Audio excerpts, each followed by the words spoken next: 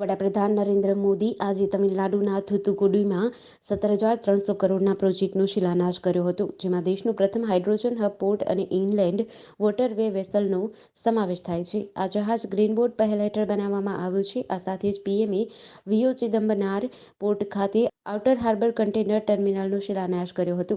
પીએમએ 10 રાજ્યો અને કેન્દ્ર શાસિત પ્રદેશોમાં 75 લાઇટ હાઉસમાં ટુરિસ્ટ સુવિધાઓ પણ રાષ્ટ્રને સમર્પિત કરી હતી. આ સિવાય 1477 કરોડના ખર્ચે કન્યાકુમારી, નાગરકોઇલ અને તિરુનેલવેલીથી ચેન્નાઈ સુધીના રેલ પ્રોજેક્ટ અને 4,586 કરોડની 4 રોડ પ્રોજેક્ટનું પણ ઉદ્ઘાટન કર્યું હતું.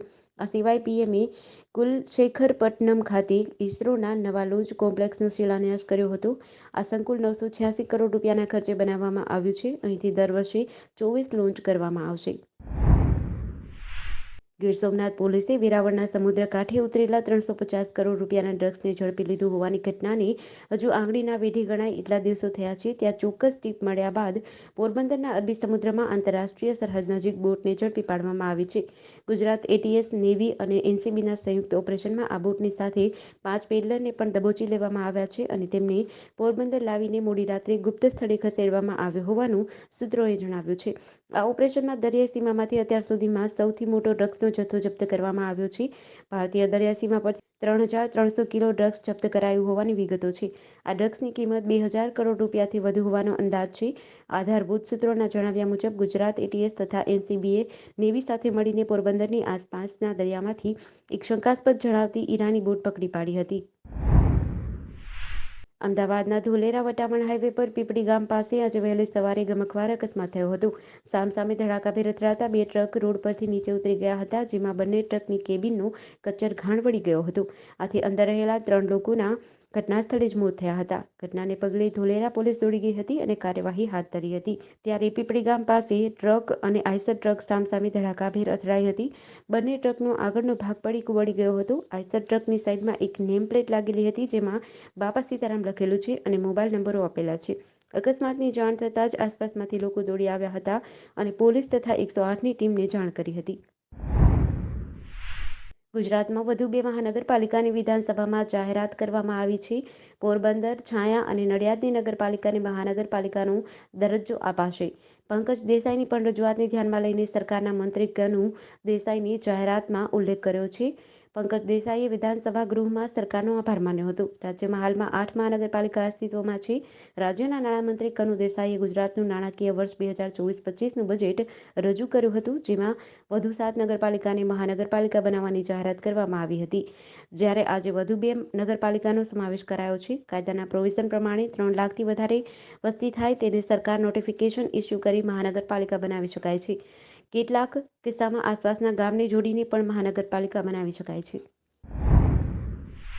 પાટણની એક ખાનગી હોસ્પિટલમાં નર્સિંગ સ્ટાફના એક કર્મચારીને તેના જ સ્ટાફના એક કર્મચારીએ તેના ઓળખીતા વ્યક્તિની ઓળખાણથી પાટણની હેમચંદ્રાચાર્ય ઉત્તર ગુજરાત યુનિવર્સિટીમાં નોકરી અપાવવાની લાલચ આપીને 9 માસ પૂર્વે આ કર્મચારી સહિત અન્યો પાસેથી ₹5,50,000 લઈને તેને નોકરી તેમજ તેના પૈસા પરત નહીં આપીને આ નર્સિંગ કર્મચારી અને અન્ય સાથે વિશ્વાસઘાત અને છેતરપિંડી આચરી હતી અને ટેલિફોન પણ બંધ કરી નાસી છૂટ્યો હતો. આ અંગે ફરિયાદ નોંધાવતા પોલીસે આઈપીસી 406-420 મુજબ ગુનો નોંધ્યો છે. રશીદ ખાનનો ફોન ઉપાડવાનું બંધ કરી દીધો હતો અને રૂબરૂ મળવાનું પણ બંધ કરી દીધું હતું. આ બધા જ લોકો નરેશના ઘરે જતા તેઓ મળ્યા ન હતા. આ બનાવ અંગે પોલીસે વધુ તપાસ હાથ ધરી છે.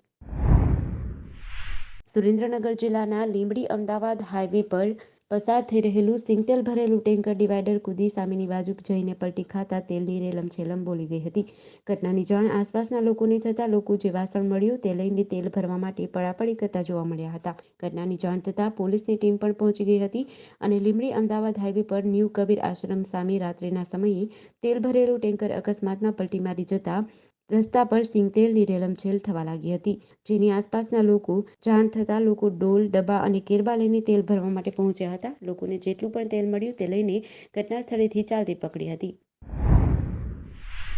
તાલાળા ગીરના આંબાના બગીચામાં સિંહ પરિવાર આરામ ફરમાવતો વિડીયો સોશિયલ મીડિયામાં વાયરલ થયો છે. આ અંગેની વિગત અનુસાર કેસર કેરીના આંબાના બગીચામાં એક સિંહણ અને તેના 4 બચ્ચા બિંદાસ આરામ ફરમાવતા હોય તેવો વિડીયો વાયરલ થયો છે.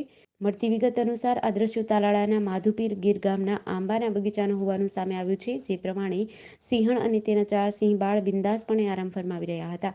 તે રોમાંચક ક્ષણોનો વિડીયો કોઈએ મોબાઈલ કેમેરામાં કેદ કર્યો હોય અને હાલ આ દ્રશ્ય સોશિયલ મીડિયામાં વાયરલ થયા છે. આપને જણાવી દઈએ કે ગીર બોર્ડર પરના ગ્રામ્ય વિસ્તારોમાં સિંહોનો વસવાટ પ્રતિદિન વધી રહ્યો છે. 1 થી 3 માર્ચ દરમિયાન જામનગરના આંગણે મુકેશ અંબાણીના નાના પુત્ર અનંત અંબાણી અને રાધિકા મર્ચન્ટનું પ્રી વેડિંગ ફંક્શન યોજાવાનું છે. જેમાં દેશ-વિદેશના વિવિધ ક્ષેત્રના મહાનુભાવો હાજરી આપે તેવી શક્યતા છે. તેઓના આગમનને લઈને જામનગરમાં તડામાર તૈયારીઓને આખરી ઓપ અપાઈ રહ્યો છે. અનંત અંબાણીના પ્રી વેડિંગ ફંક્શનને લઈ જામનગર શહેર અને આસપાસની મોટાભાગની હોટલ અને રિસોર્ટ પણ 1 થી 3 માર્ચ દરમિયાન બુક કરી દેવાયા છે. હોટલ અને રિસોર્ટમાં પણ મોંઘેરા મહેમાનોને આવકારવા માટે તમામ તૈયારીઓને આખરી ઓપ આપવામાં આવી રહ્યા છે. ત્યારે જામનગરમાં પ્રી વેડિંગ ફંક્શનને લઈને હોટલ અને રિસોર્ટમાં કેવી તૈયારીઓ ચાલી રહી છે તે પણ હોટલ સંચાલકો જણાવી રહ્યા છે. ગોધરા શહેરના પશ્ચિમ વિસ્તારમાં આવેલા રેલવે ગરનાળાનું સમારકામ માટે અને ગોધરા રેલવે સ્ટેશન પાસે આવેલ પશ્ચિમ વિસ્તારમાં પગદંડી રસ્તા માટે કુરબાન જાગૃત ચેરિટેબલ ટ્રસ્ટ દ્વારા માંગ સાથે પંચમહાલના સાંસદને રજૂઆત કરાઈ હતી. ગોધરા શહેરના પશ્ચિમ વિસ્તારમાંથી પસાર થતા ગરનાળામાંથી આવતા ગંદા પાણીને કારણે પારાવાર મુશ્કેલીઓનો સામનો કરવો પડે છે. લોકોને ભારે હાલાકીઓ પણ ભોગવવી પડે છે. ત્વરિત આ ગરનાળાનું સમારકામ કરવામાં આવે તેવી લોકોમાં માંગ ઉઠી છે. કુરબાન જાગૃત ચેરિટેબલ ટ્રસ્ટ દ્વારા રિનોવેશન આ મામલે તંત્રને રજૂઆત પણ કરવામાં આવી છે. સુરેન્દ્રનગર જિલ્લાના ધ્રાંગધ્રા શહેરના દંપતી નીતિનભાઈ દેપાણી અને સંગીતાબેન દેપાણી દ્વારા તેમના લગ્ન જીવનની 15મા વર્ષની ઉજવણી બ્લડ ડોનેટ કરીને અનોખી રીતે કરાઈ હતી. જેમાં નામાંકિત વ્યક્તિઓને રક્તદાન કરવાની અપીલ કરવામાં આવે છે, જેથી કરીને સમાજનો બહોળો યુવા વર્ગ પ્રેરણા લઈને આ મહારક્તદાન કેમ્પમાં જોડાય. વૈષ્ણવજન તો તેને કહીએ જે પીડ પરાઈ જાણે ભજન પરમાર્થ રૂપી ભાવ સાથે સેવાકીય યોગદાનનો ઉત્તમ દાખલો પૂરો પાડે છે. ત્યારે સમાજમાં જીવનમાં પણ ઘણા બિરલાઓ એવા હોય છે જે નિસ્વાર્થ ભાવે જાહેર સમાજ માટે પોતાનું યોગદાન આપી જાણે છે. સુરત સહિત રાજ્યમાં હાર્ટ એટેકથી મોતના કિસ્સો વધી રહ્યા છે. ત્યારે સુરતમાં વધુ એક યુવકનું હાર્ટ એટેકથી મોત થયું છે. 35 વર્ષીય યુવકને છાતીમાં દુખાવા બાદ મિત્ર હોસ્પિટલે લઈને પહોંચ્યો હતો. જોકે ફરજ પરના તબીબે તેને મૃત જાહેર કર્યો હતો.